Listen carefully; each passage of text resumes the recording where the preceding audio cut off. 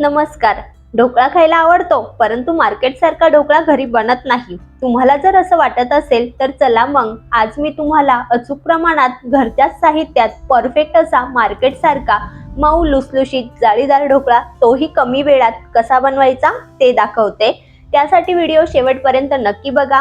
Recipe कशी वाटली हे कमेंटमध्ये सांगायला विसरू नका. आणि हो, आपल्या तिखट पाहुणच्या रेसिपीज या चॅनलवर जर तुम्ही पहिल्यांदाच आला असेल तर सबस्क्राईब देखील करा, म्हणजे असेच नवनवीन रेसिपीज अचूक पद्धतीने तुम्हाला बघायला मिळेल. चला तर मग ढोकळा बनवायला सुरुवात करूया. ढोकळा बनविण्यासाठी सर्वात अगोदर महत्त्वाची पूर्वतयारी म्हणजे ज्या प्लेटमध्ये ढोकळा वाफवायचा ती प्लेट किंवा तो डबा तेलाने पहिल्यांदा ग्रीस करून ठेवायचा, म्हणजे ढोकळा बॅटर तयार झाले की लगेच ते स्टीम करता येते. नंतर ढोकळा वाफविण्यासाठी जे स्टीमर किंवा कढई वापरणार आहोत किंवा कुठलेही भांडे असो ज्यामध्ये आपण ढोकळा स्टीम करणार आहोत ते अगोदरच पाणी घालून उकळण्यास ठेवावे, म्हणजे एकदा की ढोकळा बॅटर तयार झाले की ते लगेच उकळत्या पाण्यात किंवा गरम पाण्यात ठेवणे आवश्यक असते. तेव्हाच तर आपला ढोकळा हा मस्त जाळीदार बनतो. तर हे नेहमी ढोकळा किंवा इतर वाफवण्याचे जे पदार्थ असतात त्यांच्या बाबतीत लक्षात असले पाहिजे, म्हणजे तयार होणारा पदार्थ हा छानच बनतो. आता महत्त्वाची कृती म्हणजे ढोकळा बॅटर. तर या ठिकाणी आपण बेसनाचा ढोकळा बनवतोय. त्यासाठी एक मोठे बाउल घेतले, त्यामध्ये 1 वाटी पाणी. तर इथे मी वाटीचे प्रमाण घेतले, तुम्ही कप ग्लास जे सोपे वाटेल ते प्रमाण घ्या. आता पाण्यामध्ये घातले जाणारे इतर जिन्नस घरातील हा पोहे खाण्याचा चमचा असतो त्याने मोजून घ्यायचे. तर सुरुवातीला 4 चमचे तेल, आता त्याच चमच्याने मोजून 4 चमचे इतकी साखर घालायची. अर्धा चमचा लिंबू सत्व, यालाच आपण लिंबू पावडर किंवा सायट्रिक ऍसिड म्हणतो. तर ही पावडर किराणा मालाच्या दुकानात सहजरित्या मिळते.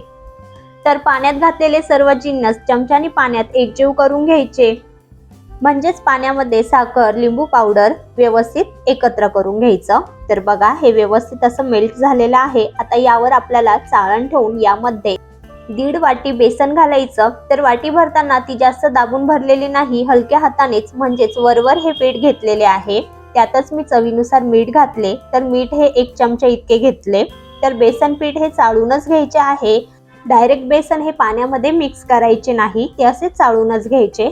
तर बघा चाळणीने बेसन ही सर्व चाळून घेतले. आता एका मिक्सरच्या मदतीने किंवा तुम्ही इथे चमचाही घेऊ शकता.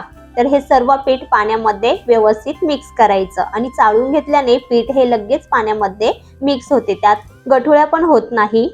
चमच्याने तुम्ही बघू शकाल की बॅटरची कन्सिस्टन्सी अशी पातळच आहे, जास्तही घट्ट नाही. असेच हे पीठ तयार करायचे. आता तयार मिश्रणामध्ये पाव चमचा इतका खाण्याचा सोडा घालायचा. खाण्याचा सोडा घातला की लगेच हे तयार पिठात चांगलं एकसारखं एकाच डायरेक्शन मध्ये मिश्रण फेटून घ्यायचं. सोडा घातल्याने मिश्रण फुलतं, तसेच थोडंसं घट्ट सुद्धा होतं. त्यामध्ये एअर बबल्स तयार होतात, मिश्रण हे हलकं फुलकं बनतं. तर असंच मिश्रण हे ढोकळा तयार करण्यासाठी आवश्यक असतं. तर बघा हे मिश्रण मी अर्धा 1 मिनिट तरी व्यवस्थित एकाच डायरेक्शन मध्ये फेटून घेतलेलं आहे. तर तयार मिश्रण वेळ न घालवता लगेच तेल लावलेल्या प्लेटमध्ये टाकून घ्यायचं. म्हणून मी अगोदरच सांगितलेलं होतं, मिश्रण की एकदा असं फुललं की लगेच ते आपल्याला प्लेटमध्ये टाकून घ्यायचं आहे. म्हणूनच आपल्याला पूर्वतयारी ही अगोदरच करून ठेवायची आहे. प्लेटमध्ये मिश्रण एकसारखं पसरवून घ्यायचं. तर आपलं हे मिश्रण म्हणजेच ढोकळा बॅटर स्टीम होण्यासाठी तयार झालेले आहे. तर आता सुरुवातीला घातलेले कढईतील पाणी सुद्धा सर्व तयारी होईपर्यंत उकळलेले आहे. तर ढोकळा स्टीम होण्यासाठी प्लेट ही अशी उकळत्या पाण्यातच ठेवायची, म्हणजे ढोकळा परफेक्ट स्टीम होतो. आता यावर झाकण ठेवून मध्यम आचेवर ढोकळा हा 15 ते 20 मिनिटं स्टीम म्हणजेच वाफवून घ्यायचा. तुम्ही जर अशा पसरट प्लेटमध्ये मिश्रण घातले तर ढोकळा हा 15 मिनिटात परफेक्ट होतो. जर डब्यात किंवा खोलगट भांड्यात वाफवला तर त्याला 5 ते 7 मिनिटं जास्त लागतात. तर बघा 15 मिनिटातच आपला हा ढोकळा अगदी व्यवस्थित असा स्टीम झालेला आहे. चाकू घालून बघूया, तर चाकू सुद्धा व्यवस्थित असा परफेक्ट निघालेला आहे. कुठेही मिश्रण त्याला चिकटलेले नाही, म्हणजे आपला ढोकळा हा परफेक्ट तयार आहे. तर गॅस बंद करून प्लेट बाहेर काढून घ्यायची, ती पूर्णपणे थंड करायची, नंतरच त्यावर तडका द्यायचा. तर ढोकळा थंड होतो तोपर्यंत तडका बनवायला घेऊ. गॅसवर तडका पॅन ठेवून त्यामध्ये तेल गरम झाले की लगेच गॅस कमी करायचा आणि तेलामध्ये अर्धा चमचा मोहरी घातली. 4 ते 5 हिरवी मिरची उभे काप करून घातली. तसेच कढीपत्ता चांगला तडतडला की लगेच हिंग घालून अर्धा ग्लास इतके पाणी घातले, सोबतच चवीपुरते मीठ आणि 1 चमचा साखर. एक उकळ काढायची, गॅस बंद करायचा, तडका सिरप थोडासा कोमट होऊ द्यायचा.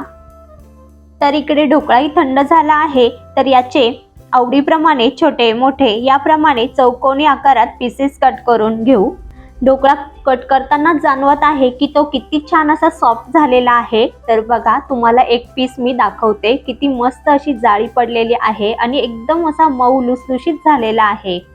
तर हा नुसता बेसन पिठाचा ढोकळा आहे, परंतु तो अजिबात टाळूला चिटकत नाही, खाताना तो घशामध्ये अटकत नाही. खूप छान असा मस्त ढोकळा तयार होतो. एकदा करून बघा, तुम्हाला खूपच आवडेल. तर आता यावर तयार तडका घालून घेऊ. तर बघा, तयार तडका हा सर्व बाजूंनी व्यवस्थित असा पसरवून घ्यायचा आहे, म्हणजे यामध्ये जे तडका सिरप आपण तयार केलेला आहे ते ढोकळ्यामध्ये मुरलं पाहिजे. त्यामुळे ढोकळा हा अधिक सॉफ्ट बनतो व थोडासा फुलतो सुद्धा. तर बघा, न बिघडता अगदी सोप्या पद्धतीने परफेक्ट ढोकळा घरच्याच साहित्यात फक्त बेसन वापरून तयार झालेला आहे. अगदी मार्केट सारखाच बनतो, मस्त मऊ आणि जाळीदार होतो. नक्की बनवून बघा. तसेच रेसिपी आवडल्यास लाईक करा, शेअर करा आणि सबस्क्राईब करायला मात्र विसरू नका. धन्यवाद.